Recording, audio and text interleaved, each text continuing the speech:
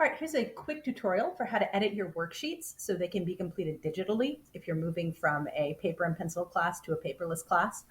Here I have a PDF of a worksheet I created.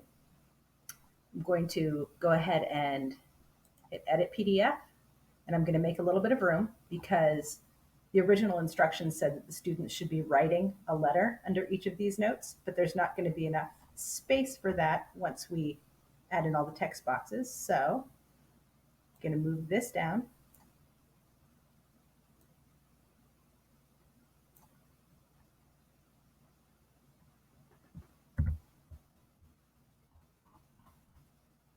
Stretch this box a little bit just to add a little more room.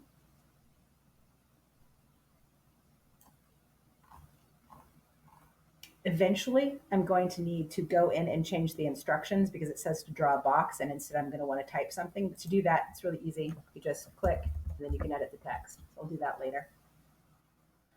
So now I've got it open to edit. I'm going to click More Tools over here, choose Prepare Form. It doesn't require signatures, leaving that blank. I'll hit Start. It's going to ask me to save. And you'll see that Adobe Acrobat has chosen some places to put text fields in, and it looks like all of these are good. It recognized that those were blanks and created text boxes. Sometimes, especially if you're doing something with music, it will think that the lines of the staff are lines for input, and it'll add weird text boxes that you will have to delete, but it looks like that didn't happen. Now I need to go ahead and start adding some text boxes to put under the notes. So I'm going to click here where it says Add Text Field.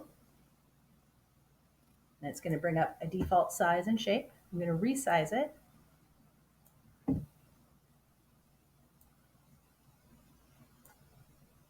It's probably a little too big.